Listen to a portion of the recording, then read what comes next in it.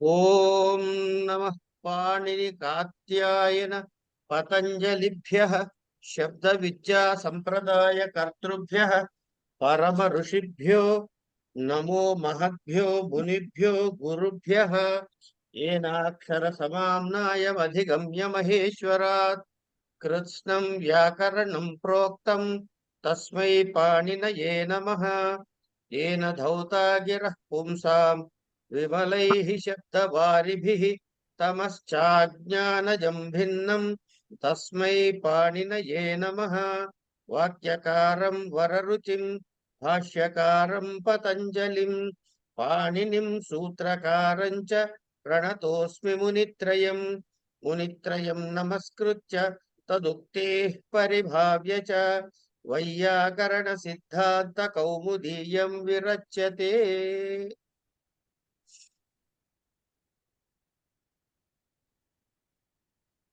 నిన్న దూరాంతికార్థే షష్ఠి అన్యతరస్య అందాక చెప్పుకున్నాం. జ్ఞో అవిదర్థస్య కరణే జ్ఞః అవిదర్థస్య కరణే అని దీన్ని పద విభాగం చేసుకోవాలి మనం. అంటే ఏంటి? విత్ అర్థకమైనటువంటి, అంటే విత్ అంటే జ్ఞానము, జ్ఞానము అనే అర్థకమైనటువంటిది అంటే జ్ఞానార్థకము. అది ఎట్లా ఉండాలి? అవిదర్థస్య అంటే అజ్ఞానార్థకమైనటువంటి, అజ్ఞానార్థకమగు జ్ఞాధాతువుతో యోగము ఉన్నప్పుడు కరణమునకు శేషత్వ వివక్ష అంటే సంబంధ వివక్ష చేత షష్ఠీ విభక్తి వస్తుంది అని చెబుతున్నారు. ఇక్కడ ఏం లేదండి, రెండే రకాలు. ఒకటి, రెండుగా మూడు నాలుగు ఉంటాయి, కానీ యతశ్చ నిర్ధారణం అన్నప్పుడు నిర్ధారణ షష్ఠి అంటాడు.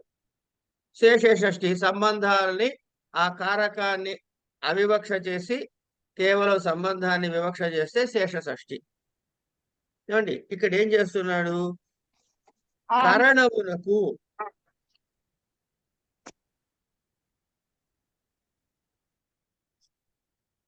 కరణార్థములో రావలసినటువంటి దానికి శేషత్వాన్ని వివక్ష చేస్తే అని అన్నాడు.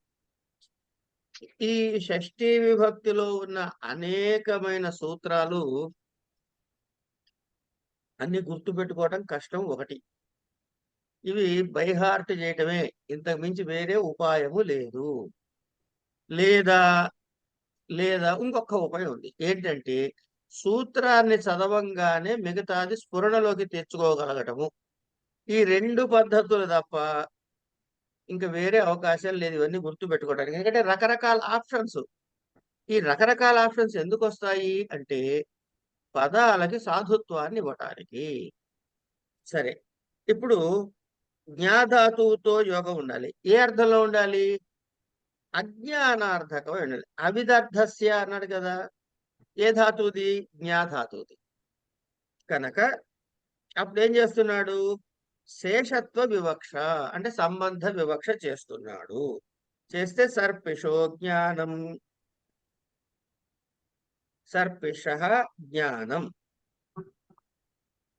ఏమండి, కరణమునకు అంటే ఇప్పుడు సర్పిష శబ్దానికి సర్పిష జ్ఞానం అని రావాలిగా మరి. కానీ ఇక్కడ ఏమంటున్నాడు అంటే సర్పిష జ్ఞానం అన్నాడు. ఇందులో విశేషంగా చెప్పుకోవటానికి కానీ దీనిలో ఏదో చాలా గంటసేపు ఉపన్యాసం చెప్పడానికి ఏమీ లేదు. ఇది చూసినప్పుడు అది గుర్తుపెట్టుకోవటం ఒకటే మనం చేయాలి. ఇట్లాంటివే చాలా సూత్రాలు మనకి ఇందులో కనపడుతుంటాయి. చూద్దాం, అంటే ఉదాహరణలు కనపడుతూ ఉంటాయి. ఏమంటున్నాడు? జానాతేర్ అజ్ఞానార్థస్య కరణే శేషత్వేన వివక్షితే షష్ఠీ స్యాత్ సర్పిషో జ్ఞానం. తర్వాతి అధిగర్థ అధిగర్ధదయేషాం కర్మణి ఏషాం కర్మణి శేషే షష్ఠీ స్యాత్ మాతుః స్మరణం సర్పిషో దయనం ఈశనం వా. అధీగత అధీగత్ అర్థయేషాం కర్మణి అధిపూర్వకమైన ఇగ్ ధాతువు, అధిపూర్వకమైన ఇగ్ ధాతువుకి స్మరణము అని అర్థం. ఈ అధీగర్థమైన ధాతువులు అంటే స్మరణార్థకములైన ధాతువులు, మనకి జ్ఞాపకము స్మరణమును కలిగించేటటువంటి ధాతువులు దయ, ఈశ. దయేష అన్నాడు కదా. అధీగర్థ దయేషాం కర్మణి. అధీగర్థమైనటువంటి ధాతువులు అంటే స్మరణార్థకమైన ధాతువులు దయా, ఈశ అనే ఈ ధాతువుల కర్మను శేషత్వంతో వివక్ష చేస్తే షష్ఠీ విభక్తి వస్తుంది. ఏమేమిటవి చెప్పాడు? అధీగేశ. అధి కంటే స్మరణ అని చెప్పుకున్నాం కదా. మాతు స్మరణం అన్నాడు.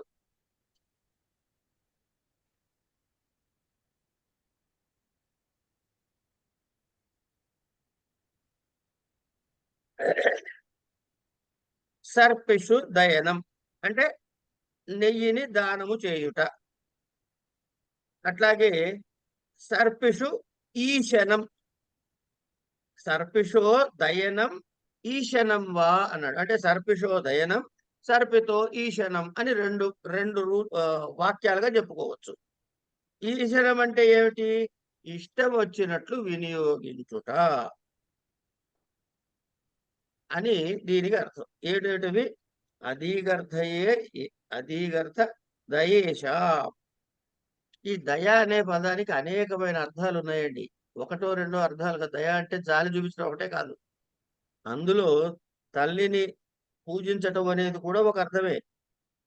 అట్లాగే దయనము అనేటప్పుడు ఇక్కడ స్మరణము వచ్చింది. దయనము అని అంటే గనక దానము చేయుట అనే అర్థంలో వచ్చింది. ఈశనము అంటే గనక ఇష్టం వచ్చినట్టు ఖర్చు పెట్టడం అనే అర్థంలో వచ్చింది. వీటన్నిటికీ 3 ఉదాహరణలు స్మరణము అనే అర్థములో వచ్చాయి. తర్వాత క్రుయః ప్రతియత్నే. క్రియః ప్రతియత్నే. ప్రతియత్నో గుణాధానం. క్రుయః కర్మణి శేషే షష్ఠి స్యాత్ గుణాధానే. ఏధోదకస్యోపస్కరణం. ఈ ఏధోదకస్యోపస్కరణం ఇంతకుముందు చూసే చోట. ప్రతియత్నము. క్రుయః ప్రతియత్నే. ప్రతియత్నో గుణాధానం అన్నాడు. గుణాధానం అంటే ఏమిటి? గుణాధానము అంటే పరిష్కరించుట.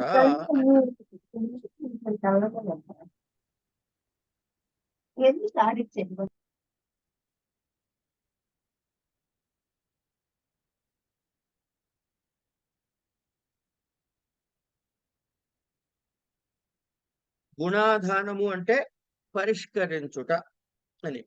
కృతి ధాతువు. కృతి ధాతువు అంటే ఏంటి? కర్మకు శేషత్వ వివక్ష చేసినప్పుడు గుణాధాన రూపమైన అర్థమందు షష్ఠీ విభక్తి వస్తుంది. పరిష్కరించుట అంటే సంస్కరించుట, పరిష్కరించుట ఇవన్నీ వస్తాయి. ఇక్కడ ఏధోదకస్య ఉపస్కరణం. ఏధస్ అంటే సమిధలండి, హోమంలో వాడే సమిధలు, మళ్ళీ నీళ్లు. వీటిని పరిష్కరించుట అంటే కనుక వాటి మీద ప్రోక్షణ చేయటం ద్వారా నీటికి కానీ సమిధలకు కానీ రూపమునందు కానీ ప్రక్రియనందు కానీ తర్వాత దాని ఏ విధమైన మార్పు చెందదు. కానీ మన భావనలో వాటికి పవిత్రీకరించాము అని మంత్రప్రోక్తముగా పరిష్కరిస్తారు, నీళ్లు చల్లుతారు కాబట్టి. ఇది మనం చెప్పుకునే విషయం. శేషేలో కూడా అదే ఉంది కదండి, ఏదోదకస్య ఉపస్కృతి అంటే కూడా ఇదే అర్థం అన్నారు కదా. అంతే కదా. అంటే ఇప్పుడు మనం అదే ఉదాహరణ 2 చోట్ల ఇచ్చారు కదండి. అవును. ఇప్పుడు ఒకసారి మళ్ళీ దీని వృత్తి చదవండి అమ్మా. ప్రతియత్న గుణాధానం క్రీ కర్మణి శేషే షష్ఠి స్యాత్ గుణాధాని. అది ఇక్కడే ఉందిగా, శేషే షష్ఠి ఇక్కడే మాట కనపడుతుందిగా. శేషే షష్ఠి కనిపిస్తోందండి. ఆగండి, ఇక్కడ శేషే షష్ఠి అనేది ఎందుకు చెప్పాడు అంటే షష్ఠీ విభక్తి యొక్క డెఫినేషన్ గా చెప్పాడు. ఈ ఉదాహరణ అక్కడ వాడుకున్నాడు. మీకు మాతృ స్మరణం అక్కడ లేదా? చూడండి ఒకసారి. మాతృ స్మరతి ఉందా? మాతృ స్మరతి ఉందా లేదా? ఉందండి ఉందండి. ఆ కనుక అదే నేను షష్ఠి ఇందాక అది కూడా అడుగుదాం అనుకున్నాను. మళ్ళీ ఇక్కడ ఇది కూడా వస్తే పర్వాలేదు. శేషే షష్ఠి అని చెప్పినప్పుడు అసలు షష్ఠీ విభక్తి ఎప్పుడు వస్తుంది ఆ, అంటే శేషే.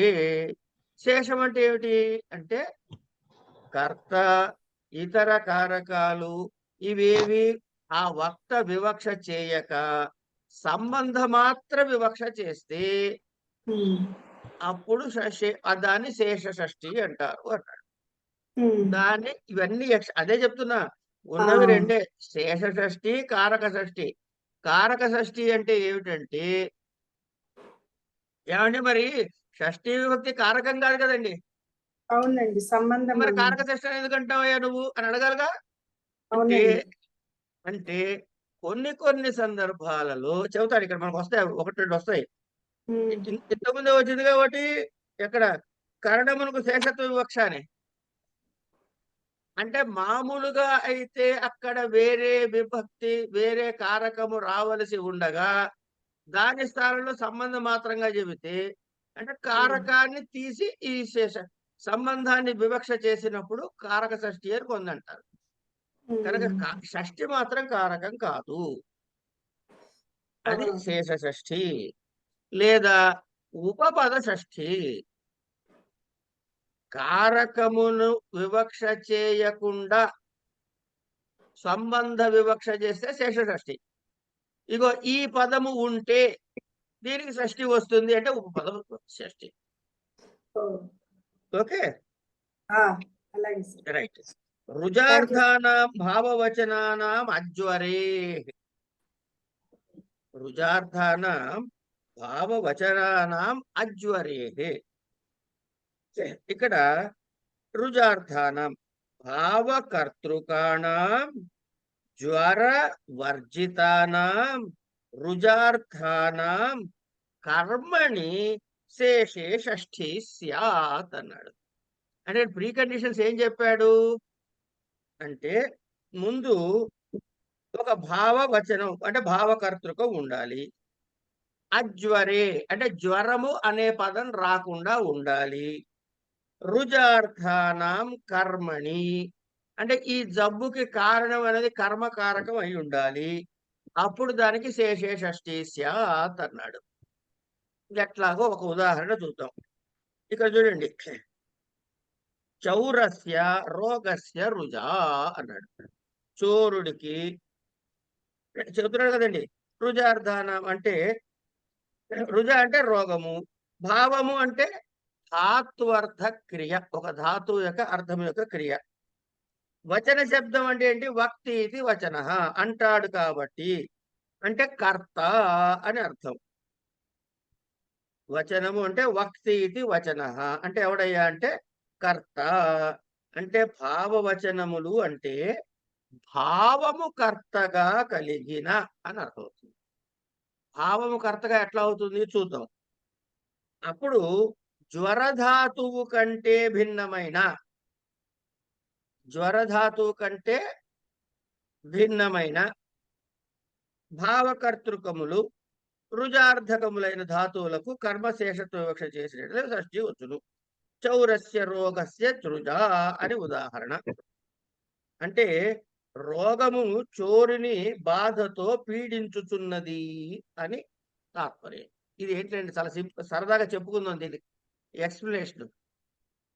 వాడి జ్వరం వచ్చింది, వాడు బాగా తిన్నాడండి, కాసేపు ఇది ఊహిద్దాం కాసేపు. ఏమండి ఎక్కడ పడితే అక్కడ ఎడా పడితే అడా ఎగ్జిబిషన్కి వెళ్ళేసి కనపడ్డ వల్ల తినేశాడు. రాత్రి వాడికి జ్వరం వచ్చింది. జ్వరం ఎందుకు వచ్చిందంటారు? ఎడప ఇండైజెషన్. తినేసినందువల్ల అజీర్తితోటి జ్వరం ఆ వచ్చింది. మనకి ఇప్పుడు జ్వరానికి కారణం ఏమిటి? తినడం. ఇండైజెషన్. ఇప్పుడు అన్నారుగా మీరు, డైజెషన్. ఇండైజెషన్. ఎవరికి వచ్చింది జ్వరం? చిన్నవాడికి. చోరుడికి వచ్చింది. ఇక్కడ చోరుడికి వచ్చింది. ఏమండి ఇక్కడ వీడికి వచ్చిన ఈ ఇబ్బంది అది ఇండైజెషన్ అనేది జ్వరం కాదుగా. ఇండైజేషన్ అనేది జ్వరము కాదు కదా. కాదండి. కాదు అంటే అజ్వరమే సరిపోయింది అక్కడికి. ఆ, అజ్వరం సరిపోయిందా లేదా? అవునండి. ఇప్పుడు వీడికి ఒళ్ళు వేడి చేయటము, వెచ్చగొట్టము, ఇంకోటో వాంతులు అవటమో, విరోచనాలు అవటం మనకు అవన్నీ అనవసరం. ఒక రోగము వచ్చినది. రోగము కారణం ఏమిటి? జ్వరమా లేకపోతే కనుక అజ్వరమా? ఇప్పుడు అజ్వరం. సరిపోయింది. ఎవరికి వచ్చింది? చోరుడు. చోరుడికి వచ్చింది. చోరుడికి వచ్చింది కనుక ఈ అజీర్తి అనేది కర్మ అయిందా, కర్త అయిందా? కర్త అయింది. ఆ, ఏమైంది? కర్త. కర్మ. కర్మ అండి. మరి ఇక్కడ కర్త ఎవరండి? చోరుడు. అందుకని చౌరస్య రోగస్య రుజ అంటే రోగము చోరుని బాధతో పీడించుతున్నది. అంటే యాక్చువల్ గా సారీ, నేను తప్పు చెప్పా. కర్త ఎవరు? కారణం ఎవరంటే దానికి కర్త అంటే గనక ఇది మన అజీర్తి. దాన్ని అనుభవిస్తున్నవాడు కర్మ ఎవరయ్యా అంటే, ఫలితం అనుభవిస్తున్నవాడు ఎవరంటే చోరుడు. కనుక చోరుడు కర్మ. మనకి మామూలుగా చూసే చోరుడు కర్త అనుకుంటాం. అదే పొరపాటు నేను చెప్పా, సారీ. కడుపులో అజీర్తి చేయటం అనేటటువంటి కారణముగా కర్త కాగా, ఇగో వీడికి ఒళ్ళు వెచ్చబడిందో, విరోచనలో వాంతులు అవుతున్నాయి. దాని ఫలితాన్ని అనుభవిస్తున్నాడు. ఫలం ఎవరి మీద ఉంది? చోరుడి మీద ఉంది. కనుక చోరుడికి కర్మత్వం వచ్చింది. ఎందుకని రోగము చోరుని బాధతో పీడిస్తున్నది అని అర్థం. కనుక ఈ చోరుని దగ్గర వచ్చినప్పుడు దానికి షష్ఠి చెప్పి చౌర్యస్య రోగస్య రుజా అని చెప్పి వాక్యం చెప్పారు.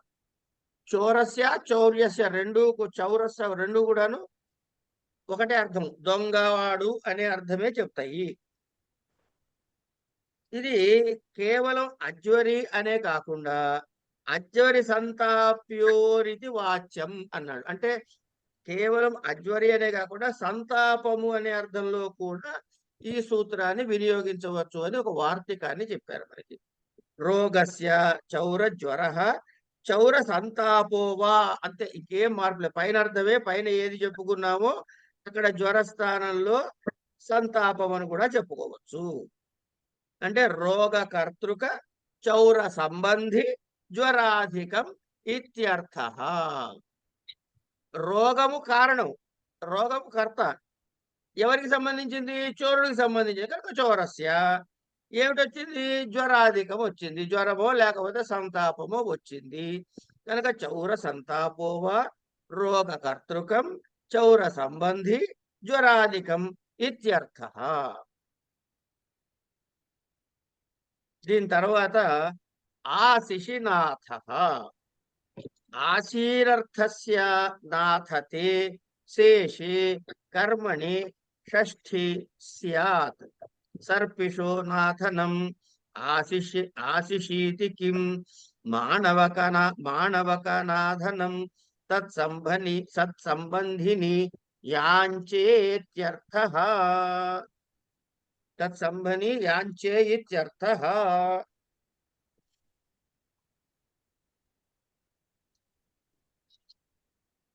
ఆశిషి నాథ అని రెండు పదాలుగా ఈ సూత్రంలో ఉంది. అంటే ఆశిషి అని అంటే ఆశీరర్థకములైనటువంటి, ఆశీరర్థకం అయి ఉండాలి ఒకటి. రెండు, నాథ ధాతు కర్మకు నాథనం అంటే కోరుకొనుట అని అర్థం. నాథనం అంటే కోరుకొనుట. దీనికి శేషత్వ వివక్ష చేసి అన్నాడు. శేష వివక్ష అంటే సంబంధ వివక్ష చేసి అన్నప్పుడు ఏమిటవుతుందంటే షష్ఠీ విభక్తి వస్తుంది. సర్పిష నాథనం అంటే వీడికి నెయ్యి సిద్ధించుగాక, లేక నాకు నెయ్యి సిద్ధించుగాక. వాడు అన్నం తింటున్నాడు, ఆవకాయ కలుపుకున్నాడు, ఎక్కడ నెయ్యి కనబడట్లేదు. డబ్బాలో క్యారేజీలో పాపం ఇల్లాలు అన్నం పెట్టించింది, వీడికి ఆవకాయ ముక్క వేసింది, కలుపుకున్నాడు, కానీ నెయ్యి పెట్టడం మర్చిపోయింది. వీడు ఎక్కడో తింటున్నాడు చెట్టు కింద. ఏం చేయాలి? నాకు నెయ్యి లభించుగాక అని కోరుకుంటాడు. చేత సర్పిష నాథనం, నాకు నెయ్యి సిద్ధించుగాక అని. అంటే ఇక్కడ ఆశిషి అని ఎందుకు ఉండాలి? ఆశిషి లేకపోతే కేవలం నాథ అంటే ఆ కోరుకుంటున్నాడు అని అంటే షష్ఠి వస్తుంటే సరిపోతుందిగా. మళ్ళీ ఆశిషి అనే పదం ఎందుకు పెట్టాలి? ఆశిషీతి కిం అంటే మానవక నాథనం తత్సంబంధిని యాంచేత్యర్థ అన్నాడు. ఈ ఆశీరర్థం నుంచి, ఈ ఆశీరర్థం నుంచే ఈ సూత్రం ప్రవర్తిస్తుంది. అలా కాదనుకోండి ఆశీర్వర్థము అంటే మానవ ఏంటండి? అమ్మా ఆశీర్వర్థము అంటే ఏంటండి? కోరుకోవడం అని చెప్తున్నాగా ఇప్పుడు మనం. కోరుకోవడమా? ఓకే. ఆ నీకు అలా కాదమ్మా, నా ధనం అంటే కోరుకోరట. ఆ, ఎవరు కోరుకుంటున్నాము? ఆశీర్వర్థంలో కోరుకుంటాం అంటే నీకు లభించుగాక, నీకు చెందు. ఆశీర్వచనం ఆ లాగా. ఆ విధంగా. అది లేకపోతే ఏమవుతుందంటే మానవక నాథం, నాథనం అనేటటువంటి అర్థం వస్తుంది. మానవక నాథనం అంటే ఏమిటి? మానవకుని యాచించుట. మానవక నాథనం అంటే తత్సంబంధిని యాంచే ఇత్యర్థ, అడగటము అనే అర్థం వస్తుంది. ఇక్కడ మానవక శబ్దానికి షష్ఠీ విభక్తి రాలేదు, గమనించండి అక్కడ.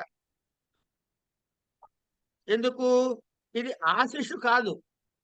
ఇక్కడ అర్థం ఏమిటొచ్చింది? నీకు నెయ్యి దొరుకుగాక అనట్లే వాడు. ఇక్కడ ఇది ఉంది, ఏది నాధనం ఉంది, కానీ ఆశీ అనే అర్థం లేదు. యాంచే అనే అర్థంలో ఉంది. అడుగుతున్నాడు అనే అర్థం చెప్పాడు కనుక షష్ఠీ విభక్తి రాలేదు. తర్వాత ఇది చాలా పెద్దగా సూత్రం ఉంది అనుకుంటే ఏం కంగారు లేదని అర్థం. ఎప్పుడైనా చాలా పొడుగు సూత్రం ఉందంటే అన్నిటికన్నా తేలిక సూత్రం అదే అని అర్థం చెప్పుకోవాలి మనం. పెద్ద సూత్రం కనపడితే భయపడకూడదు. మీరు చూడండి, గతి బుద్ధి కర్మ ప్రవృత్తి ప్రత్యవసానం అని చెప్పి ఇంత పొడుగు సూత్రం ఉంది. ఏముంది? 3 మాటలు ఉన్నాయి అందులో. అట్లాగే జాసి జాసి నిగ్రహణ నాటక్రాధపిషాం హింసాయాం జాసి జాసి నిప్రహణ నాటకార్ద్రహిషాం హింసాయాం హింసార్థానాం ఏషాం శేషే కర్మణి స్యాత్. అయిపోయింది. ఏమిటవి? జాసి ని ప్రపూరక హన, ప్రహణ అన్నాడు కదా, ప్రపూర్వకమైన హణ. జాసి ని ప్రపూరకమైన హణ, నాట క్రాథ పిష, ఈ 6 ధాతువుల కర్మకి హింసాయా, హింసార్థములో ఏషాం శేషే కర్మణి షష్ఠీ స్యాత్. అయిపోయింది. ఈ 6 ధాతువులు ఎగ్జాంపుల్స్ గుర్తు పెట్టుకుని హింస అనే అర్థములో వస్తే ఇక్కడ ఈ కర్మకి షష్ఠి వస్తుంది. చౌరస్యోజ్ఞాసనం, చౌరస్యోజ్ఞాసనం అంటే చోరుని హింసించుట. ఉజ్జాసనం అంటే హింసించుట అని అర్థం.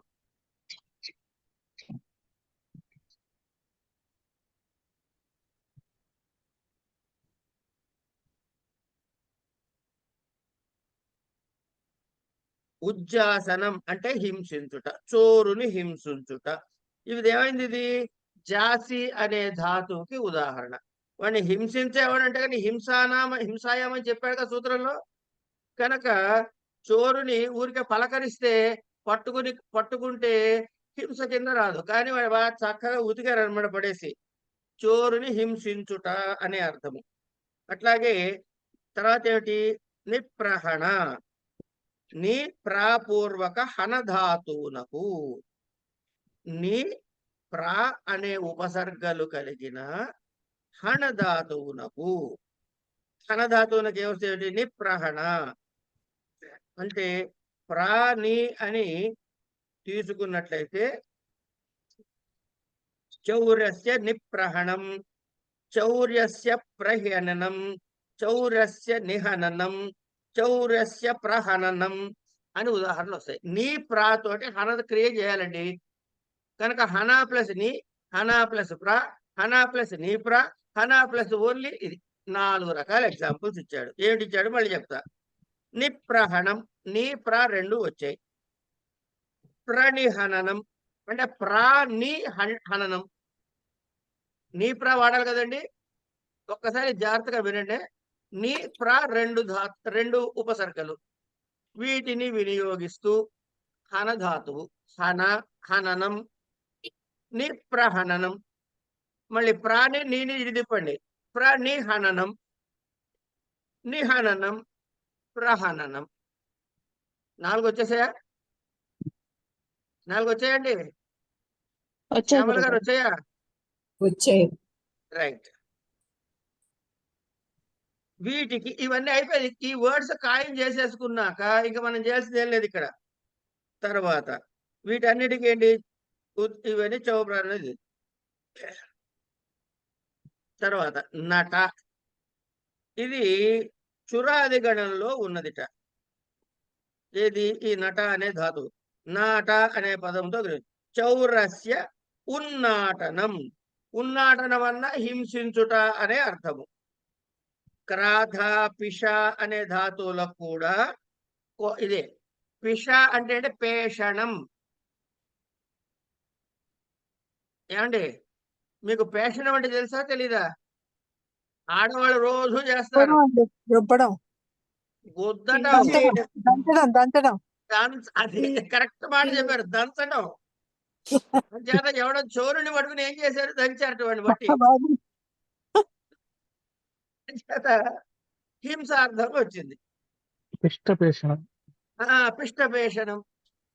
ఏమండి ఇప్పుడు ఒక్క విషయం చెప్పండి. ఈ ఇప్పుడు చెప్పిన అన్ని సూత్రాల్లో ఈ ఎక్స్ప్లెయిన్ చేయడానికి ఏమన్నా ఉందా? ఒక్క మాట ఆలోచిద్దాం మనం కాసేపు, ఒక క్షణం.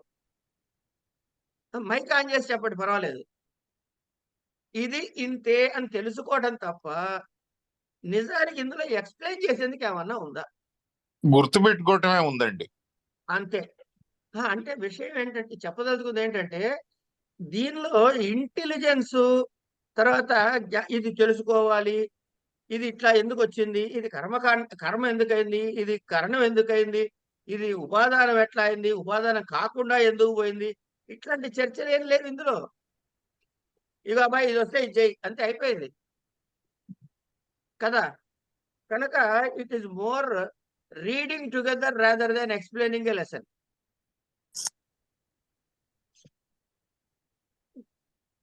సరే. చోరస్య క్రాధనం, వృషలస్య పేషణం, హింసాయాం కిం ధనాపేషణం. ఇక్కడ హింసాయాం అన్న మాట లేకపోతే ఏమిటి, అది ఎందుకు అని హింసాయాం అనే దానికి దళసార్థక్యాన్ని చెబుతున్నాడు. అంటే ధానాపేషణం అంటే ధాన్యమును పిండి చేయుట అనేటటువంటి ఉన్న దాని దగ్గర ఈ హింసాయాం అనే మాట లేకపోతే ఉంది కాబట్టి ఇక్కడ షష్ఠీ విభక్తి రావట్లేదు.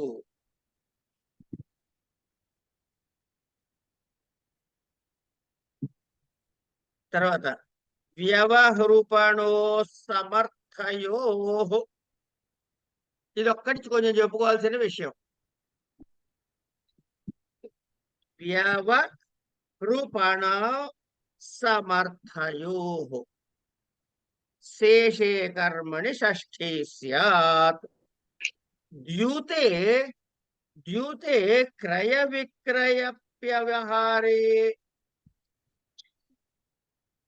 చానయోస్తుల్యార్థత శతస్య వ్యవహరణం పణనం వా శతస్య పణనం వా శతస్య వ్యవహరణం వా సమర్థయోః కిం శలాకా వ్యవహారః గణనే ఇత్యర్థః.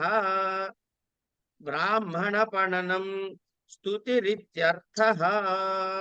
అది విషయం.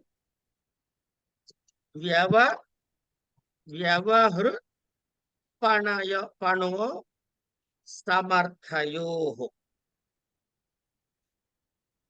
వ్యవహృపణో సమర్థయోః అని దీన్ని 2 పదాలుగా విడగొడదాం. వ్యా అంటే ఏం లేదండి, వి ప్లస్ అవ వ్యవ అవుతుంది. వ్యవ అంటే వి ప్లస్ అవ. వి అనే ఉపసర్గ, అవ అనేది ఈ రెండిటి యొక్క వి ప్లస్ అవ అనే ముందుగా ఉండి హృ అనే ధాతువు. వ్యవహృ. పణః. పణ అనే ధాతువు. పణ అనే ధాతువులు అంటే తుల్యార్థకములైనప్పుడు వాటి కర్మ సంజ్ఞకి శేషత్వము చేత షష్ఠి విభక్తి వస్తుంది. అంటే ఈ జూద వాడతారు కదండి వీళ్ళు, అదే రాస్తున్నాడుగా ఇక్కడ. ఏమిటది? ద్యూతే క్రయ విక్రయ వ్యవహారే చానయోస్తుల్యార్థ. జూదము చానయోస్తుల్యార్థ అంటే ఏమిటో తెలుసా అండి? ఎవరైనా చెప్తారా? సహాయం చేస్తారా? చ అనయో, ఈ రెండిటి యొక్క తుల్యార్థ సమానార్థకములు అని చెబుతున్నాడు అంతే. ఓకే. జూదం ఆడేటప్పుడు ఈ అమ్ముకోటాలు కొనుక్కోటాలు ఈ వ్యవహారం అంతా ఈ విషయంలో ఈ రెండు ధాతువులకి సమానార్థకములు. ఏది? హృపణ అనే రెండిటికి. శతస్య వ్యవహరణం, శతస్య పణనం అని రెండు చెప్పచ్చు. అంటే ఈ జూద వ్యవహారము చేత, క్రయ విక్రయ వ్యవహారం చేత గాని శతమును గ్రహించుచున్నాడు అంటే 100 తీసుకుంటున్నాడు అని. తర్వాత సమానార్థకములైనప్పుడు మాత్రమే ఈ సూత్రం ప్రవర్తిస్తుంది. అందుకే శలాక వ్యవహార అనే ప్రత్యుదాహరణాన్ని ఇస్తున్నాడు. ఏమిచ్చాడు అక్కడ? క్రయ విక్రయ శతస్య వ్యవహరణం పణనం సమర్థయో. సమర్థయోః కిం అంటే సమర్థయోః అనే పదం లేకపోతే, సమర్థ అంటే మామూలుగా మనం అనుకునేది కాంపిటెన్స్ అనే అర్థం చెప్పుకుంటాం. ఇక్కడ సమర్థ అన్నది సమానార్థ అనే అర్థంలో చెప్పాడు. ఈ సమర్థ అనే పదము సమానార్థము అనే అర్థంలో చెప్పబడింది, కెపాసిటీ అనే అర్థంలో చెప్పబడలేదు. కనుక ఈ రెండు తుల్యార్థ.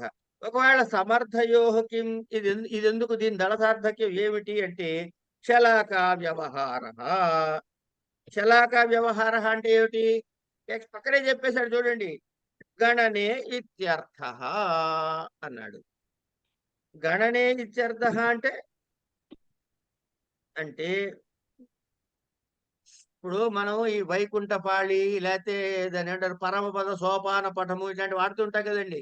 స్నేక్ అండ్ ల్యాడర్ ఆడుతుంటాం, ఆడవా? అండి. మనం ఆడగానే పిల్లలు ఆడతారు. మనం ఆడేసాం పోనీ, అది మనం ఈ అప్పుడు పాడే ఆడేసి ఇప్పుడు పిల్లలకి ఇచ్చాం. ఆడేసేసాం. ఇప్పుడు పిల్లలు వాడతారు, లేకపోతే దీనిలో ఒక సెల్ ఫోన్ లో ఆడుకోవడం తప్ప ఇవన్నీ తెలిసి ఉండకపోవచ్చు. పక్కకు పెడదాం, వాళ్ళకి ఎంఏ చదవట్లేక దిగులు లేదు. సరే, ఓ పరమపద సోపాన పటమో లేకపోతే స్నేక్ అండ్ ల్యాడర్ ఆడుతున్నప్పుడు ఓ పుల్లలాంటి గుర్తు పెట్టుకుంటారా లేదా? విజయలక్ష్మి గారిది ఈ ఈ ఈ ఎర్ర రంగు ఇది, ఫలానా శ్యామల గారిది చింతపిక్క, ఇంకోటిది ఏమన్నా కుంకుడు గింజ, ఇవేగా మనకు అప్పుడు గుర్తులు. ఏమండి? ఇవి పెట్టుకుంటాం. వీటిని కదపాలి. ఏదో పాచికిట్లా వేశారు, 4 5 పడింది. అప్పుడు ఏం చేస్తారు? 1 2 3 4 5 అని పెడతారా పెట్టరా? ఇగో దీనిని శలాక వ్యవహారం అన్నాడు. గణనే ఇత్యర్థ. అది కనుక ఇక్కడ ఏమొచ్చింది? ఇక్కడ ఇంతకీ ఏమొచ్చింది మనకి అంటే వ్యవహారం అని వచ్చిందిగా మాట. కానీ శలాక వ్యవహార దగ్గర షష్ఠి రాలేదు. ఎందుకు అంటే షష్ఠి గాని పణ అనేది గాని ద్యూత విక్రయ వ్యవహారములో సమానార్థకములు అనే తాత్పర్యంలో రావాలి. ఇది దూత వ్యవహారం కింద రాదు కాబట్టి దీనిలో రాలేదు. గణనేచ. సరే, బ్రాహ్మణ పణనం. బ్రాహ్మణ పణనం అన్న దగ్గర కూడాను పణనం అనే పణధాతువు తీసుకున్నాడు. కానీ ఇక్కడ పణనం అంటే అర్థం ఏంటంటే స్తుతి రీత్యర్థ అన్నాడు. ఏమండి?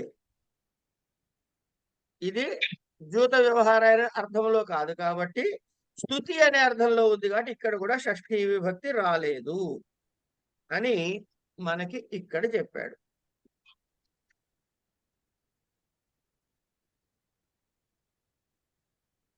శలాకం అంటే ఏంటండి? శలాకం అంటే ఆ పెట్టుకునే పావులు ఉన్నాయి కదమ్మా, అవి ఆ, గుర్తులు. గుర్తులు. ఇంకోటి శలాక శబ్దానికి ఇంకో అర్థం కూడా ఉంది. కాటుకు పెట్టుకునే పొలకూడు. ఆడవాళ్ళు వాడతారే కన్నుకి ఇట్లా కాటుకు పెట్టుకునేందుకు పుల్ల లాంటిది, సన్నటి పుల్ల లాంటిది, అది కూడా దానిని కూడా శలాకయ అంటారు. జ్ఞానాంజన శలాకయ. అదే చెప్పబోతున్నా. అజ్ఞాన తిమిరాంధస్య జ్ఞానాంజన శలాకయ చక్షురున్మీలితం ఏన తస్మై శ్రీ గురవే నమః. ఆ జ్ఞానాంజనం అనే దాన్ని శలాకతో ఇట్లా పెట్టడం ద్వారా వీడి అజ్ఞానం అనే చీకటి పోయి కన్ను తెరుచుకుంటుంది వాడికి. అజ్ఞాన తిమిర అంధస్య, ఆ చీకటి వల్ల వాడు గుడ్డివాడు. ఈ జ్ఞానాంజన శలాకయ ఇది పెట్టేటప్పటికి చక్షురున్మీలితం, చక్షువులు తెరిపించాడు. ఈయన ఎవరి చేత అయితే తెరిపించబడ్డాయో ఆ గురువు గారికి నమస్కారం. దివస్తదర్థస్య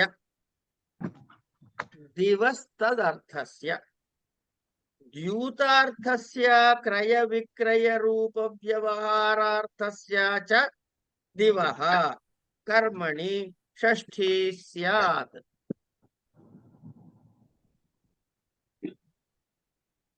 ఏమండి? శతస్య దీవ్యతి తదర్థస్య కిం, అందులో దివస్య తదర్థ దివస్తదర్థస్య అన్నాడు కదా, తదర్థస్య కిం అది ఎందుకు దళసార్థకం ఏమిటి? బ్రాహ్మణం దీవ్యతి. బ్రాహ్మణం దీవ్యతి అనే దగ్గర ఈ దివశబ్ధాతువుకు అర్థం ఏమిటయ్యా అంటే స్తౌతి ఇత్యర్థః, స్తుతిస్తున్నాము అని అర్థము. కనుక దివః తదర్థస్య, తదర్థనము అంటే ఏంటంటే ద్యూతార్థము అని చెప్పాడు. క్రయ విక్రయ రూప వ్యవహారార్థములో గల దివుధాతువు కంటే కర్మవాచక శబ్దము కంటే షష్ఠీ విభక్తి వస్తుంది. శతస్య దీవ్యతి. శతస్య దీవ్యతి అంటే ఈ పాచికలు ఆడటం ద్వారా గాని జూద సంబంధమైన కొనుక్కోవడం వ్యవహారాల చేత గాని 100 రూపాయలు 100 నాణ్యాలు తీసుకుంటున్నాడు అని అర్థం. ఇక్కడ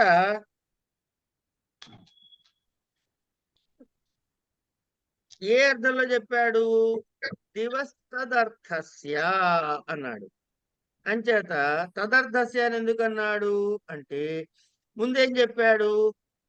ద్యూతార్థస్య క్రయ విక్రయ రూప వ్యవహారార్థస్య చ దివః కర్మణి షష్ఠీ స్యాత్.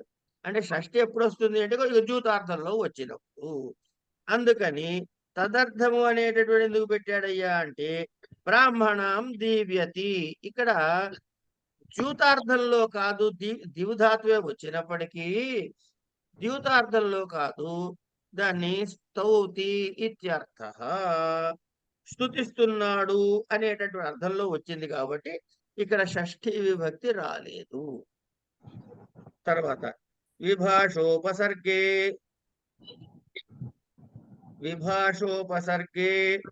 పూర్వయోగాపవాదః శతస్య శతం వా ప్రదీప్యతి. ఏమీ లేదండి. దివస్తదర్థస్య అంటే అర్థం ఏంటి చెప్పండి ఒకసారి, ఎవరైనా చెప్పాలి. దిగుధాతు వచ్చినప్పుడు ద్యూతంలో క్రియ విక్రయ కదా వ్యవహారాల్లో వస్తుంది. కదా, అవును. అప్పుడు ఏమొస్తుంది? షష్ఠి వస్తుంది. షష్ఠి వస్తుంది. ఇంకేం రాదుగా. ఆహా, రాదు. ఏ ధాతువుకి? దివ్ దివుధాతువుకి. దానికి ఒక ఉపసర్గ చేర్చారనుకోండి, అని ప్రతి అనండి, హ్మ్. ప్రతిదీవ్యతి అన్నారు అంటే ఇప్పుడు దివుధాతు ఉందా లేదా? ఉంది. ఉపసర్గ కూడా ఉందా లేదా?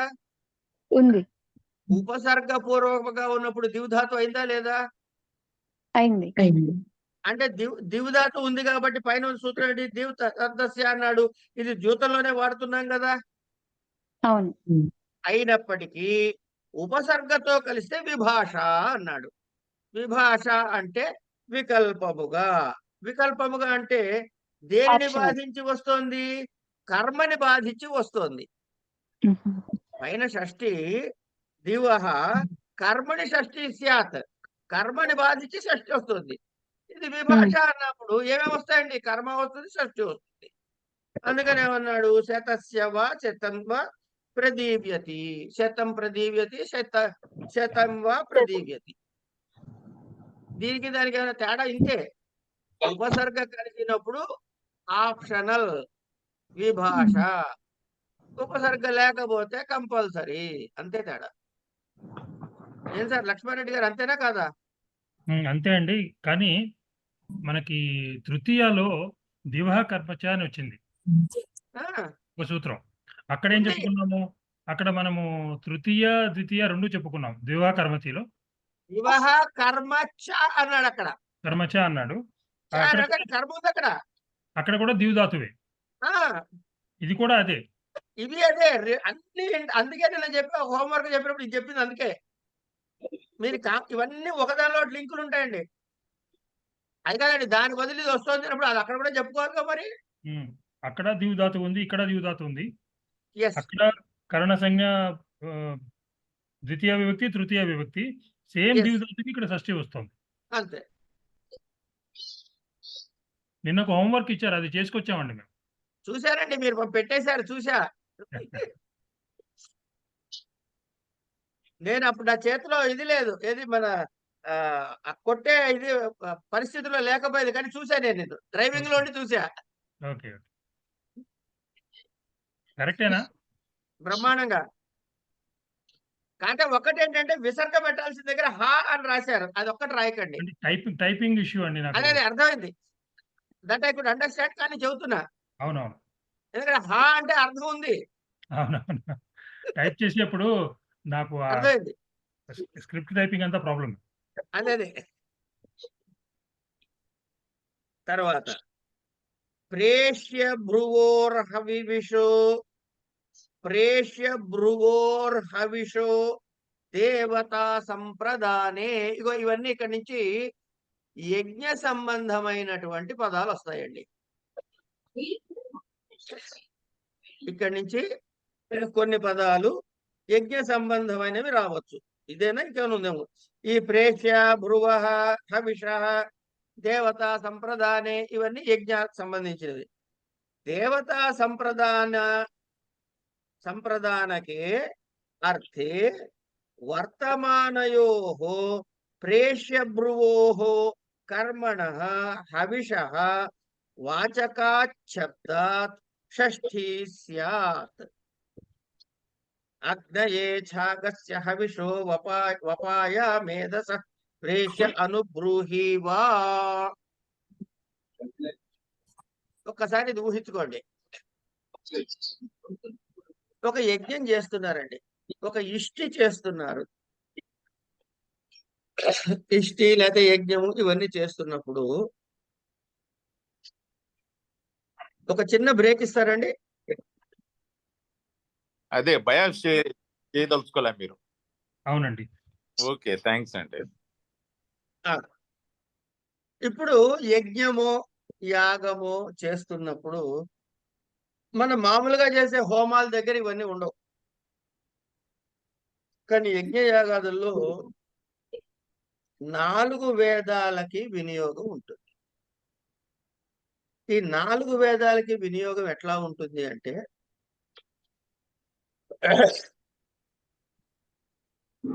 యజుర్వేదం ఆయన ఒక పని చేస్తాడు.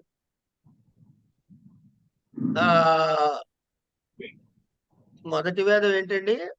ఋగ్వేదం. ఋగ్వేదం ఆయన స్తోత్రం చేస్తాడు. సామవేదం ఆయన సామగానం చేస్తాడు. అథర్వ వేదం ఆయన బ్రహ్మ అంటారు, ఆయన ఓవరాల్ గా చూస్తూ ఉంటాడు. సరే, ఇక్కడ వరకు అయిపోయింది. ఇది చేస్తున్న వారిని యజమాని అంటారు. యజమాని యజమాన పత్ని ఉంటారు. ఇక్కడ మంత్రం చెప్పిన తర్వాత ఇష్టం వచ్చినట్టు వేసేయటానికి లేదు. దానికి చాలా లెక్కలు ఉంటాయి. ఆయన ఏం చేస్తాడంటే అడుగుతాడు పర్మిషన్. అయ్యా నాకు ఇది వేసేందుకు పర్మిషన్ ఇవ్వండి అని అడుగుతాడు. అప్పుడు ఆయన వెయ్యండి అని పర్మిషన్ ఇస్తాడు. ఈ యాక్టివిటీ జరుగుతుంది. అది చెప్పిన తర్వాతనే హోమద్రవ్యాన్ని హోమగుండంలో వేయాలి. అంతేగాని మంత్రం నాకు వచ్చు కదా అని చదివేసుకుని నేను లటా లటా వేయటానికి లేదు. There is a procedure. ఇగో ఆ సందర్భంలో ఇక్కడికి వస్తున్నాం మనం.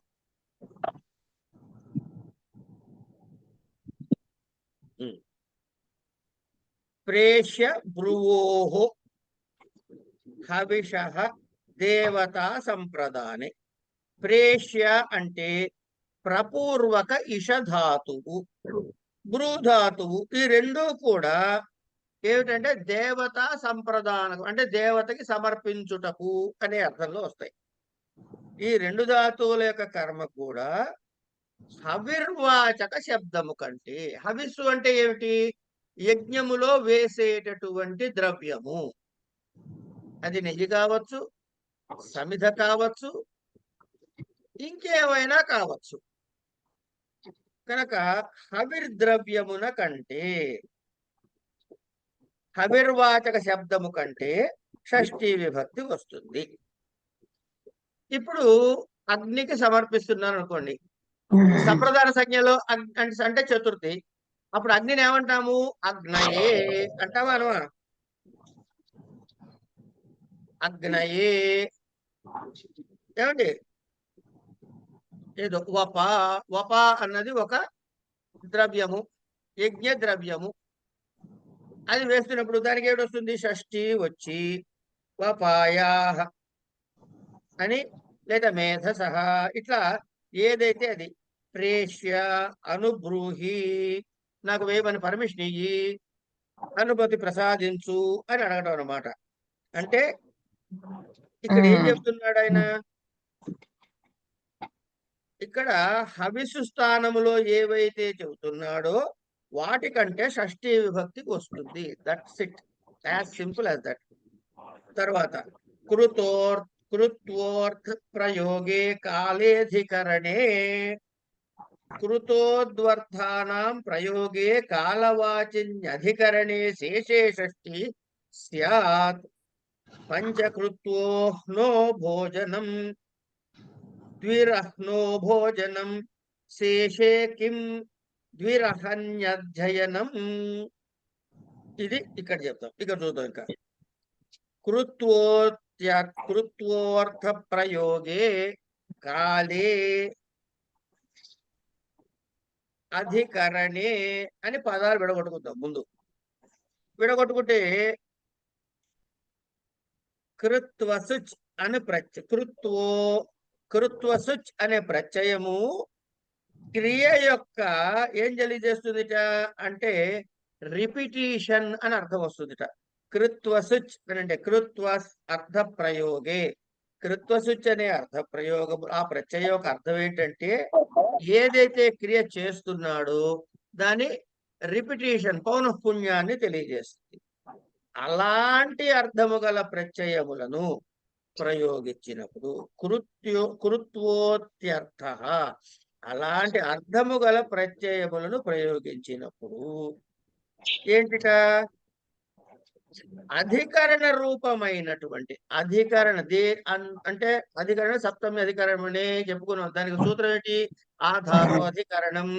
ఏదైతే ఆధారముగా ఉంటుందో ఆ అధికరణ రూపమైన కాలమునకు, కాలే అధికరణే, కాలవాచక శబ్దము అధికరణముగా ఉన్నప్పుడు, కాలవాచక శబ్దము అధికరణముగా ఉన్నప్పుడు అక్కడ అధికరణ సంజ్ఞకి వివక్ష చేసి షష్ఠీ విభక్తిని వినియోగిస్తాము.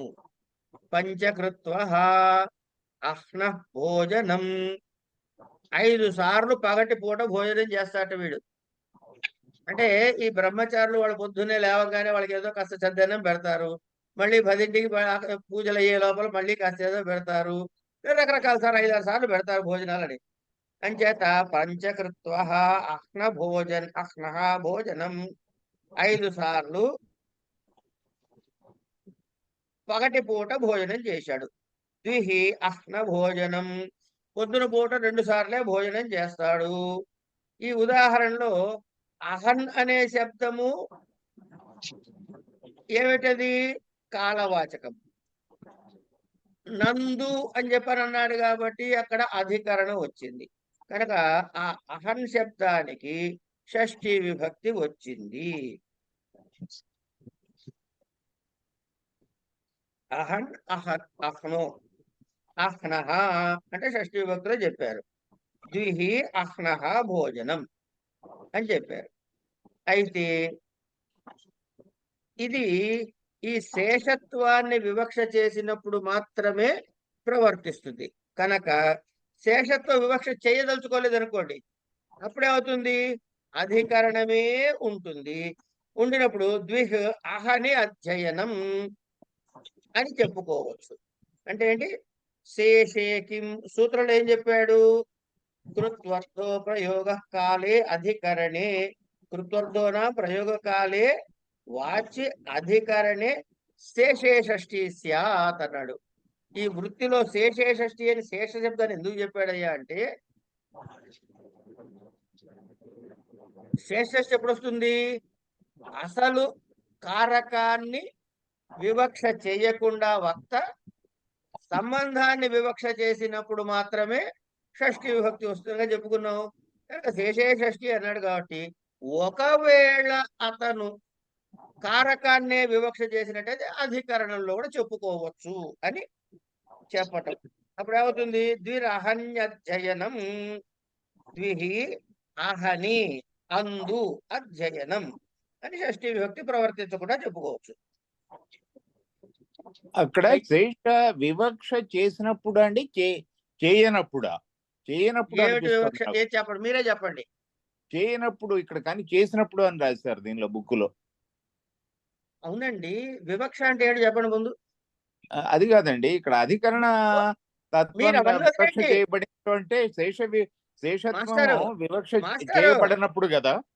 ఒక్క నిమిషం నా మాట వినండి. మీ ప్రశ్న ఆ, వినేశా నేను. ఓకే. అక్కడ ఆపేయండి దాన్ని. వివక్ష అంటే ఏమిటి? వివక్ష అంటే డిస్క్రిమినేట్ చేయటం. అదే వద్దని చెప్పా 100 సార్లు చెప్పుకున్నాం ఇప్పటి వరకు మనం. కాదు. అంటే వివక్ష అంటే ఏంటండి? శేషత్వ అర్థంలో చెప్పటం. ఒక్క నిమిషం అండి, కాదండి. వక్తుమిచ్చ. భక్తుని యొక్క ఇచ్చ, భక్తుని యొక్క ఇచ్చ. ఏమన్నారు? అర్థమైందా? ఏమన్నారు మళ్ళీ చెప్పండి. భక్తుని యొక్క ఇచ్చ. భక్తుని యొక్క ఇచ్చ, కరెక్ట్. అంతేగాని డిస్క్రిమినేషన్ కాదని మొదటి నుంచి 100 సార్లు చెప్పుకున్నాం మనం. ఈక్షితమం. భక్తుని యొక్క ఇచ్చ, వక్త యొక్క ఇచ్చ. భక్త యొక్క ఇచ్చ. అంటే ఇప్పుడు సప్తమి వాడాలి అనేది కారక విభక్తి వాడాలి అనేది ఎవరిచ్చ? భక్త ఇచ్చ. వాడు ఏం వివక్ష చేశాడని చెప్పాలి అప్పుడు? కారకాన్ని వివక్ష చేశాడు. కారకాన్ని వివక్ష చేశాడు, లేకపోతే శేషత్వాన్ని వివక్ష చేశాడు, ఎటైనా చెప్పుకోవచ్చు. అలా వద్దు, ఒకటి చెప్పండి ముందు. కారకాన్ని వివక్ష చేస్తే ఏమొస్తుంది? శేష షష్ఠి వస్తుంది. అరే సప్తమే వస్తుంది. అలా కాదండి, వక్త యొక్క ఇచ్చ కారకము అంటే ఏంటి వస్తుంది? ఇంకెవరు చెప్పకండి, మనం వారే చెబుతారు, ఎందుకంటే వాళ్ళకి క్లారిఫికేషన్ రావాలి ఆయనకి. చెప్పండి. వక్త ఏదైనా చెప్పచ్చండి, ఏ యాంగిల్ అయినా ఒక్క చెప్పచ్చు. నిమిషం అండి. వివక్ష చేయటము అంటే ఆ కారకాన్ని వినియోగించటము. ఓకే. ఇప్పుడు చెప్పండి. సో ఓకే, ఆ కారకాన్ని వినియోగించినప్పుడు అధికరణం వస్తుంది అక్కడ, అధికరణ తత్వం. ఇప్పుడు ఏమన్నా వివక్ష చేస్తే అధికరణం వచ్చిందా, అవివక్షం అయితే వచ్చిందా? అంటే వివక్ష చేయకపోతే వచ్చింది అధికరణం? వివక్షం చేస్తే వచ్చింది. అవివక్షత అయితే అంటే చేయకపోతే శేషత్వం వస్తుంది. ఇప్పుడు చెప్పండి, వాక్యం చదవండి. తప్పు ఉందా కరెక్ట్ ఉందా చెప్పండి మీరు. శేషత్వ వివక్ష చేసినప్పుడు అనగా అధికరణత్వమే వివక్షం చేయబడినచో, అంటే రెండు ఒకటిగానే ఉన్నాయి. నాకు అది మీనింగ్ రెండు ఒకే. మీరు ఏ పుస్తకం ఒకటి చదువుతున్నారు? మీరు ఏ పుస్తకం చదువుతున్నారు? నేను ఇదండి మన సిద్ధాంత కౌముది భట్టోది దీక్షిత్ వారిది ఆచార్య కె నీలకంఠం. రైట్. పేజ్ నెంబర్ చెప్పండి. 85.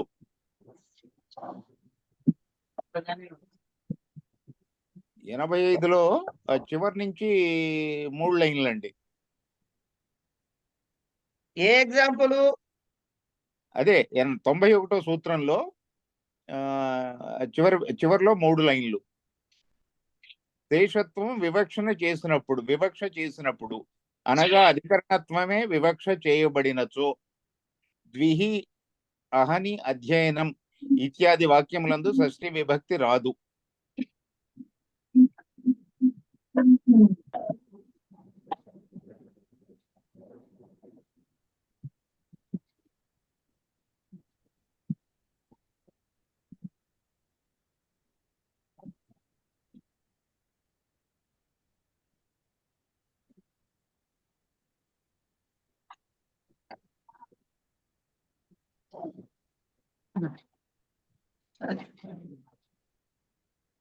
మీరేం చేస్తారంటే అండి, ఆ ఇక్కడ జరిగిన విషయం ఏంటంటే మాస్టారు, ఆ ఈ పెన్ను పెన్ను తీసుకోండి, ఒకటి చెప్తా.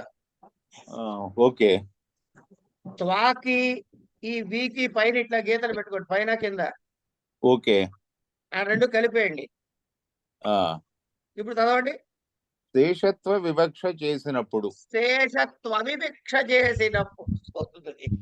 శేషత్వ వివక్ష. శేషత్వ అవివక్ష. ఓహో, ఈ త్వాలో ఆవు ఉందంటారు. అది ఆ త్వాలో అకారం తో అది నెగిటివ్ అయిందంటారు. అది ఓకే ఓకే అది ఓకే అది type art. Okay okay okay అర్థమైందండి. అదే అంటే నాకు అదే రకంగా అర్థమైంది, not కానీ wrong. ఇక్కడ దీనిలో ఈ కాదు. అకారం తీసుకున్న మీనింగ్ తెచ్చుకోవాలని తెలియలే. అలా కాదు, ఒక్క నిమిషం పర్లేదు, తెలియకపోతే నష్టం ఉంది కానీ కలిసి చదువుకుంటున్నప్పుడు మరి నేను చెప్తా, లేదా మీరు నాకు చెబుతారు. అది కాదు ఇక్కడ విషయం. పాయింట్ ఏంటంటే, మీరు వివక్ష అన్నది డిస్క్రిమినేషన్ అనుకోవడం అది చాలా పెద్ద తప్పు. అది గుర్తు పెట్టుకోండి ఫస్ట్. వివక్ష అంటే వక్తురిచ్చ వివక్ష. ఓకే, వక్తు డిస్క్రిప్షన్ అది. వక్తు డిస్క్రిప్షన్, కానీ ఆ డిస్క్రిప్షన్ ఎట్టా వస్తుంది? డిస్క్రిమినేషన్ సెన్స్ లోనే వస్తుంది. లేదు లేదు, డిస్క్రిమినేషన్ అనొద్దు. ఓకే. ఈక్షితతమం. అలా కాదు. డిస్క్రిమినేషన్ అంటే ఒక దానిని తక్కువ చేసి ఒక దాన్ని ఎక్కువ చేయడమో, ఒక దాన్ని డెలిబరేట్ గా వదిలేయడం కాదు ఇక్కడ. It is called choice. Okay, ఇదైనా కానీ అదైనా కానీ అది ఆయన చాయిస్. Okay, choice. ఇప్పుడు ఎక్కడ ఉన్నాం మనం?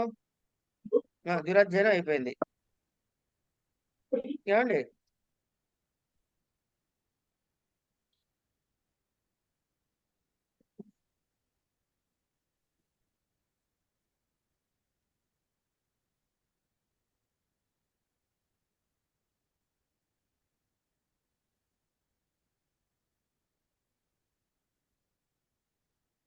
కర్తృకర్మణో కృతి. ఓ 10 నిమిషాలు చదువుకుంటే తప్పలేదు కదా సార్? ఓకే అండి, okay. Time extension always ladies choice. Okay sir. Okay. కర్తృకర్మణో కృతి కృత్యోగి. ఏమండి, ఇది కృత్యోగి అని చదవండి, హృద్రోగి అని చదవకండి దయచేసి. కృద్యోగే కర్తరి కర్మణి చ షష్ఠీ స్యాత్. కృత్యోగే ఏమండి? కృత్యోగే అంటే కృత్ ప్రత్యయముతో కలిసి ఉన్నప్పుడు. కృత్ ప్రత్యయం అంటే కృదంతమైనప్పుడు. ఏమండి? ఏమిటది? కృత్ అంటే సారీ, కృత్ అంటే కృత్ ప్రత్యయముతో యోగం ఉన్నప్పుడు ఏమిటవుతుంది? కర్తృకర్మణో అంటే కృత్ ప్రత్యయముతో యోగం ఉన్నప్పుడు కర్తకి మళ్ళీ కర్మకి కూడా అర్థముల యందు షష్ఠీ విభక్తి. వాసుదేవా మ్యూట్ కృత్వా క్షమ్యతాం క్షమ్యతాం.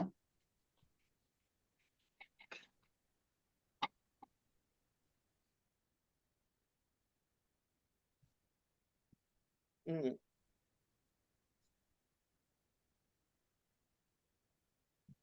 కర్తృకర్మణో కృతి కృద్యోగే కర్తరి కర్మణి చ షష్ఠీ స్యాత్ కృష్ణస్య కృతి జగతః కర్త కృష్ణః. అంటే కృత్ ప్రత్యయముతో యోగము కలిగినప్పుడు కర్తకి గాని కర్మయందు అనే అర్థములందు గాని షష్ఠీ విభక్తి వాడచ్చు.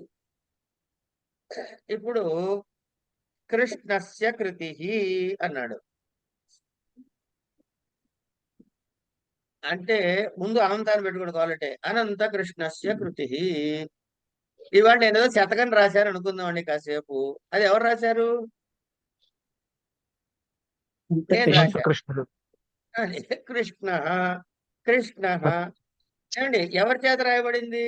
కృష్ణ ఈయన చేత రాయబడింది కనుక ఈయన ఎవడవుతాడు? కర్త అవుతాడు. కృష్ణుడు కర్త అవుతాడు.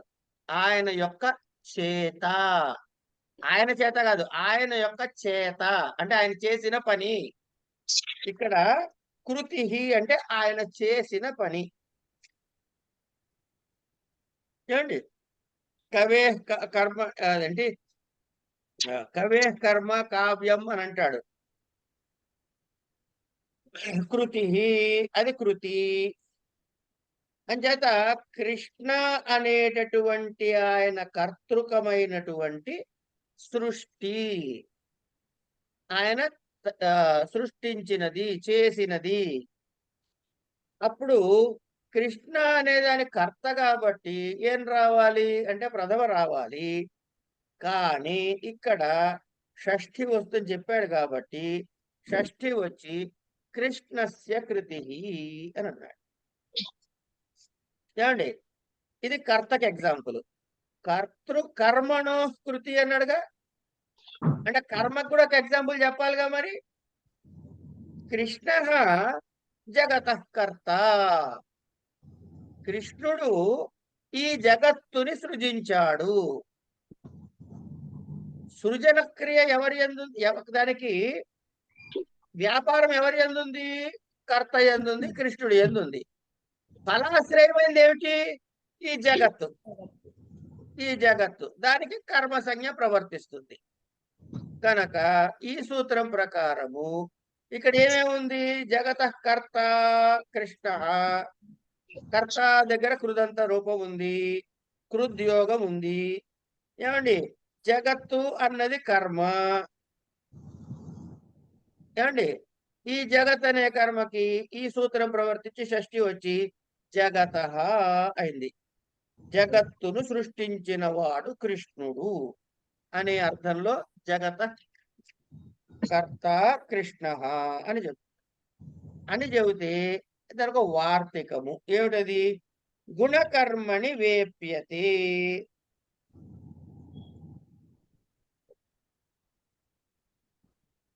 నేతాశ్వస్య శృఘ్నస్య శృఘ్నం వా కృతి కిం తద్ధితే మా భూత్ కృతపూర్వీకటం. ఇది విషయం. గుణకర్మణి వేప్యతే.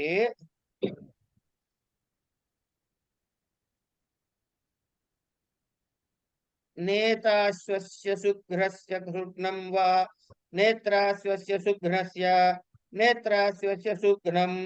ఇట్లా కృతి ఇతి కిం తద్ధితే మా భూత్ కృత పూర్వీకటం. అది విషయం. కృతు ప్రయోగమున్నప్పుడు గుణకర్మలయందు కూడా, ఇక్కడ పైన ఏం చెప్పాడు? కర్తృకర్మణ అని చెప్పాడు కదా. గుణకర్మలయందు కూడా అంటే అప్రధానమైన కర్మలు. గుణము అంటే కనుక గౌణమైనది, అప్రధానమైనది అని. ప్రధానమైన కర్మకి మాత్రం కదండి. ఎందుకు? కర్తురు ఈప్సితతమం కర్మ కదా. కర్తు ఈప్సితతమం కర్మ. పైన కర్తృకర్మణం అన్నప్పుడు ఈప్సితమ అని రెఫర్ చేశాడు. అందుకని గౌణ కర్మలకు కూడా దీన్ని అప్లై చేస్తున్నాడు. అంతే సింపుల్. అంటే ప్రధాన కర్మకే కాకుండా అప్రధాన కర్మలకి కూడా.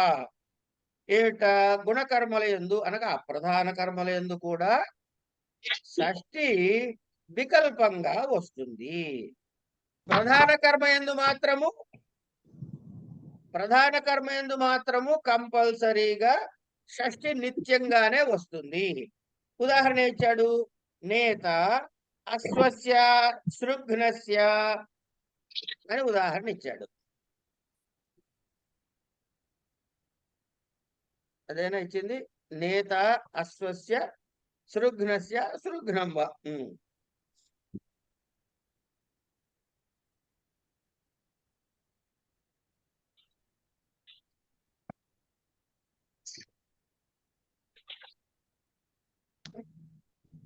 నేత తీసుకు వెళ్ళేవాడు.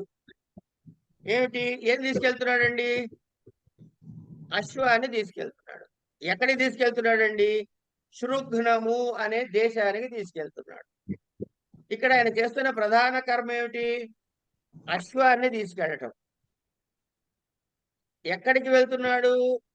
గ్రామం గచ్చతి అన్నప్పుడు అది అక్కడ శృఘ్నము అనేది కూడా ఒక కర్మే కదా, గౌణ కర్మ అయింది అక్కడ. కనుక గౌణ కర్మ అయినటువంటి శృఘ్నానికి షష్ఠి గాని మన కర్మసంజ్ఞ ప్రవర్తి శృఘ్నం అని కానీ రెండు రావచ్చు. కానీ అశ్వానికి మాత్రము ప్రధాన కర్మ కాబట్టి దానికి మాత్రం కేవలము షష్ఠి విభక్తి మాత్రమే వస్తుంది.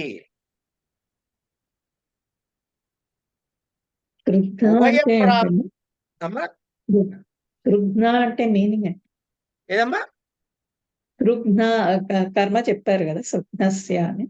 హైదరాబాద్ అంటే ఏమిటో, శృఘ్న అంటే అదే ఒక ఊరు పేరమ్మా, అది ఊరు పేరు. దీనిలో కృత్ప్రత్యయం ఏదండి? నేత. నేత కృత్ప్రత్యయం. ఓకే. తీసుకెళ్లేవాడు. ఓకే అమ్మా. మాగది, తర్వాత కౌశాంబి, శృఘ్నం, ఇట్లాంటి కొన్ని పాతకాలపు దేశాలు రాష్ట్రాల పేర్లు మనకి ఇందులో కనపడతాయి ఉదాహరణలో. అట్లా శృఘ్నము అనేది ఒక దేశం. సరే. ఉభయ ప్రాప్తం. ఆ తర్వాత ఒకటి మర్చిపోయి చెప్పడం. కృతి ఇతి కిం. సూత్రంలో కర్తృకర్మణో కృతి అన్నాడు కదా. కృతి అని ఎందుకు అనాలి అంటే తద్దితే మా భూత్ కృతపూర్వీ కటం అని అన్నాడు, ఉదాహరణ ఇచ్చాడు. అంటే ఇప్పుడు కృతి ప్రత్యయాలు ఉన్నాయి, తద్దిత ప్రత్యయాలు కూడా ఉన్నాయి. కనుక ఈ కృతి అని ఎందుకు పెట్టాడంటే తద్దిత ప్రత్యయాలు వచ్చినప్పుడు షష్ఠి విభక్తి రాకుండా వారించట కోసము, మా భూత్ ఉండకుండా ఉండటం కోసము. కనుక కృతపూర్వీ కటం అన్న దగ్గర ఈ కృతపూర్వీ అనేది తద్దిత ప్రత్యయమైంది. కనుక ఈ సూత్రం ప్రవర్తించక కటం అని ద్వితీయ విభక్తిలోనే ఉంది. తర్వాత ఉభయ ప్రాప్తౌ కర్మణి. ఉభయోః ప్రాప్తిర్యస్మిన్ కృతి తత్వరా కర్మణ్యేవ షష్ఠీ స్యాత్.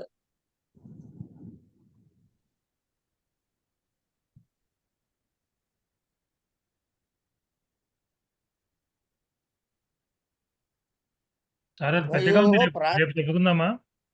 చాలా పెద్దగా ఉంది. చెప్పేసి ఆపేద్దాం సార్. చాలా పెద్దగా ఉంది సార్, చాలా ఉన్నాయి. లేదు, మిల్లీమీటర్ ఇది, కిలోమీటర్ కాదు. తర్వాత నుంచి స్త్రీ ప్రత్యయాలు, అందుకని ఇక్కడ ఆపుతున్నది. ఇది ఒక బ్లాక్ సార్, ఈ బ్లాక్ దగ్గర ఆపేస్తున్నాం. ఉభయోః ప్రాప్తిర్యస్మిన్ కృతి తత్ర కర్మణ్యేవ షష్ఠీ స్యాత్. ఆశ్చర్యో గవాం దోహో అగోపేన. ఉభయ ప్రాప్తో కర్మణి అంటే ఒక వాక్యమునందు కర్త కర్మ రెండిటికీ కూడా షష్ఠి ప్రవర్తించాల్సిన పరిస్థితి ఉంటే అని. కర్తృకర్మణో కృతి అన్నాడు. ఏమండి ఆ కృతి అర్థము కర్తనో కర్మనో సూచించింది అనుకోండి, అది వద్దన్నా కూడాను ప్రథమలోనే వస్తుంది, ఎందుకంటే సూచించబడింది కాబట్టి. ప్రాతిపదికం చేత గాని అదేంటి కృత్తద్దిత సమాసముల చేత గాని వీటి చేత దేనితో సూచించబడినా అదే సారీ ధాతువుతో గాని కృత్తు తద్దిత సమాసములు నిపాతలతో గనక సూచించబడితే దానికి ప్రాతిపదిక అర్థం వస్తుంది అంటున్నాం. ఇక్కడ ఏమిటంటాడు? కర్తృకర్మనో కృతి. ఈ కృతి అనేటువంటి కృదంత ఇది ప్రాతిపదిక ఏదైతే ఉందో అది కర్తని కర్మని ఉభయ ప్రాప్తం ఇద్దరిని సూచించినట్లయితే అప్పుడు కర్మకి మాత్రమే షష్ఠి వస్తుంది అని అంటున్నాడు. అంటే కర్త అర్థమందు షష్ఠీ విభక్తి రాదు. ఆశ్చర్యో గవాందోహో అగౌపేన. గోపుడైతే పాలు పితకడం చాలా చక్కగా పితికేస్తాడండి. అగోపుడు అంటే నాలాంటి వాడు ఎవడో ఉన్నాడు అనుకుందాం, నేను పాలు పితకటం అంటే గోపుడు కానటువంటి వాడు గోవు అనే గోకర్మక దోహనము ఆశ్చర్యము అని అందులో గోవు కర్మ, అగోపుడు కర్త. ఏమండి ఈ అగోపుడైనటువంటి కర్త ఈ రెండిటికి కూడా కర్తృకర్మ స్థుతి చేత షష్ఠీ విభక్తి ప్రాప్తిస్తుంది. ఎందుకు? ఆశ్చర్య గవాం దోహో అగోపేన అంటే గోపభిన్న కర్తృకమకు గోకర్మక దోహము ఆశ్చర్యము అన్నాడు. ఇద్దరిని అదేం సూచించట్లే అక్కడ. అందుకని ఇద్దరికి షష్ఠి ప్రాప్తిస్తుండగా గోరూప కర్మవాచకానికి మాత్రమే షష్ఠి ప్రవర్తిస్తుంది. కర్తృవాచకమైన అగోప శబ్దానికి షష్ఠి ప్రవర్తించదు. అందుకని కర్తృకర్ణయో తృతీయ అనే సూత్రము చేత గోపేన అనేటటువంటి అగోపేన అని తృతీయ విభక్తి వచ్చింది అని చెప్పారు. ఇక్కడికి ఆపుకుందాం. తర్వాత స్త్రీ ప్రత్యయో దగ్గర నుంచి వివరాలు ఉన్నాయి, అవి రేపు చెప్పుకుందాం.